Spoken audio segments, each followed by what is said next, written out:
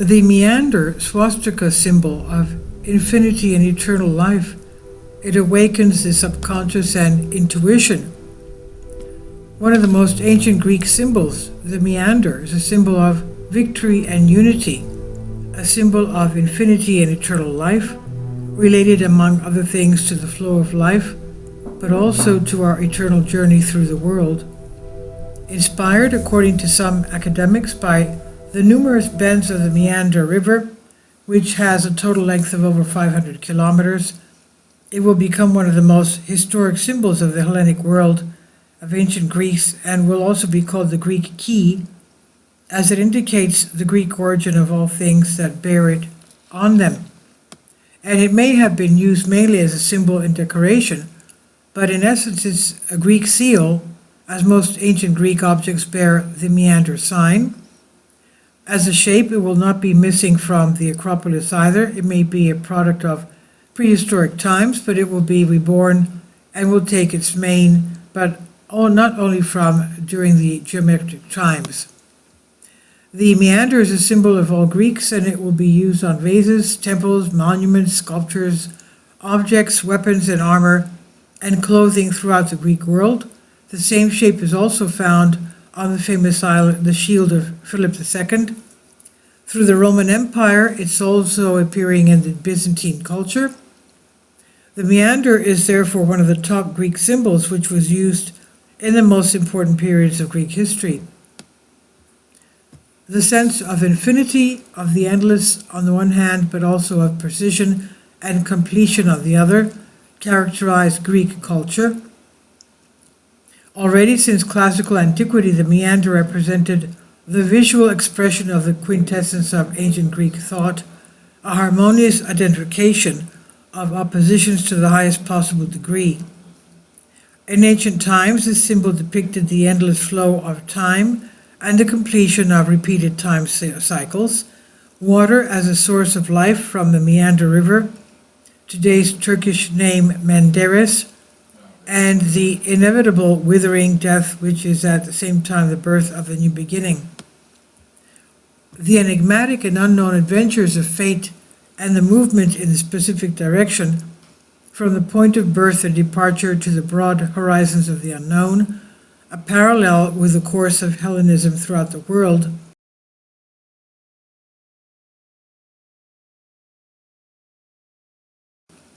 In the mythical choice of Hercules, the difficult path of virtue had a meandering shape, in contrast to that of evil, which was straight. With the meanders symbolizing the structured difficulties of life, which man is called upon to overcome by sharpening his spirit in order to approach the ideal. It's noteworthy that the Meander is a widespread symbol, both geographically and chronologically, which is detected wherever European-type civilization has appeared. It's present in the majority of ancient works of art, on vases, buildings, inscriptions. The Meander, or the Greek key, was and is a symbol of eternal life and our eternal passage through this world. The most important presence of the Meander is the genetic material, the Meander spiral. The term Meander or Greek key refers in architecture and archaeology to the ribbon-like decoration, a composition of straight lines that are joined together at right angles or intersect diagonally. The Meander motif in its various variations was often used in antiquity to decorate the frieze of temples. A variation of this is the Meander, which uses spiral repeating motifs, and the Vitruvian helix, a repeating curvilinear wavy motif. The oldest monuments on which this linear ornament is first encountered are many tombs in Asia Minor, today's Turkey, and in particular the so-called tomb of Midas in Pyrgia, whose stone facade is completely decorated with meanders.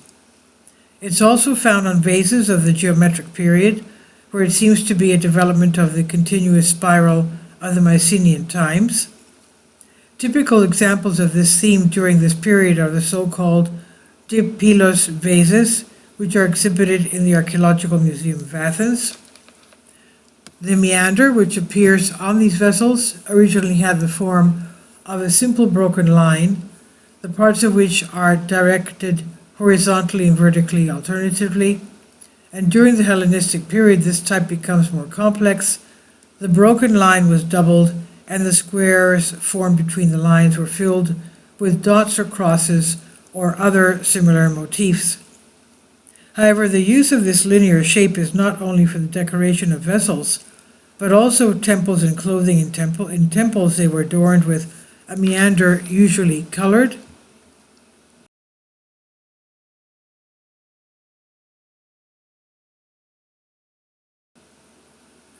In epistles, and the apses and the panels of the ceiling and the columns and the borders on garments. A fine example of a meander on garments is provided by the daughters of the Acropolis, the archaic porphyry and the marble female statues found in the Acropolis Museum. The fabrics worn by these figures were decorated along the borders with other colored ornaments, crosses, rosettes, and flowers, and with meanders. This geometric shape was preserved during the Alexandrian era and was also transmitted to Italy.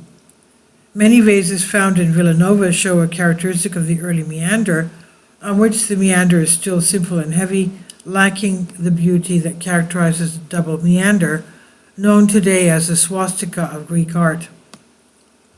The Curonian or meandering grip. A mortal who defeated a goddess and married her is the king of Phthia, Pelis. Once in the moonlight he saw a goddess dancing with the daughters of the waters, the Nereids, or later fairies.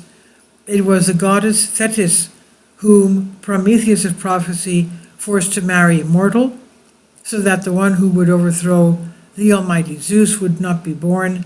Peleus was tyrannized by divine beauty, but how could this mortal possess Thetis, who was a goddess? But he asked the wise Chiron, who lived high in Pelion, about this.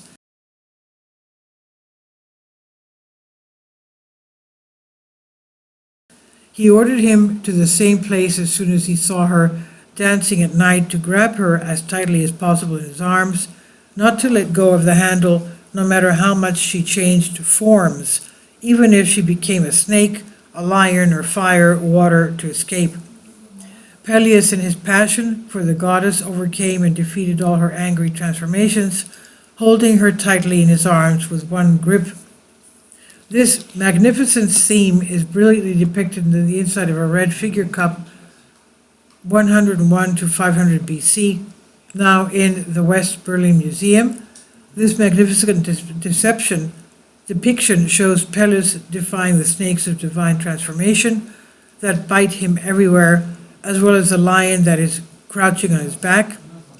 Peleus defeats the five-faced goddess using the Chiron handle, the meander.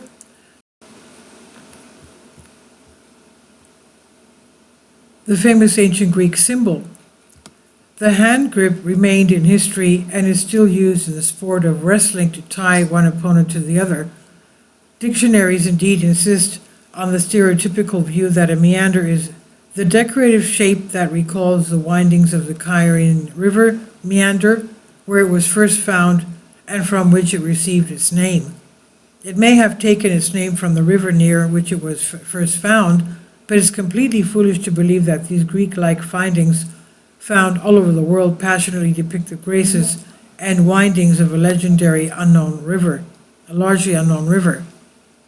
From the multitudes of ancient Greek angiographic representations, it's clearly evident that this handle, the Chironius handle or Chironius plexus, or whatever this particular handle was called in the past, was a special, perhaps even sacred emblem of the god-fighting Greek heroes.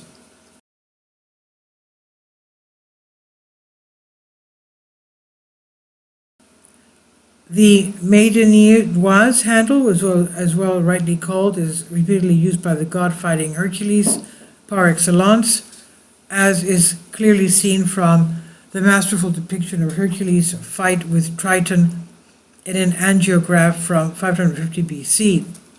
However, one can also admire it in the 30th volume of Hellenic Mythology by R. Graves, where we see Triton struggling in vain to open the fingers of the invincible hero, locked with the Meander handle in front of his chest. The obvious relationship between the decorative Meander and the Meander handle can be easily seen in the complex of Peleus and Thetis, where the value of the handle in question in the center of the representation is emphasized, crowning all around by the now stylized Meander symbolism. It should also not be a coincidence that a number of vase paintings that hint at divine defeat are often crowned by a Meander. We therefore conclude that the widespread dissemination of the above Meander symbol in antiquity is not at all accidental. It was a timeless gift from mythological times to the classical and modern times of Mediterranean descendants of the Greeks, a linear order from our ancestors for a battle against the impossible. A wonderful schematic reminder that in your two hands you hold the secret of victory, and if yours alone are not enough, then unite them with others in the harmonious, unbreakable whole of a Greek-like victorious meandering chain. There is another deeper reason why they banned it mainly for Caucasians, and let no irrelevant person comment that the bad Nazis stole it. They were more Caucasian until 1945, who committed other genocides, and not Mongol Huns, as the true Mongoloid communists falsely say. Please leave your comments about this, and thank you for your support. Kindly support my Patreon account. The daily posts are 5 videos daily, and they are totally different from what I have on my YouTube channel. Thank you so much for your support and that you find all my content so interesting. You'll find the Patreon account details in the description box below.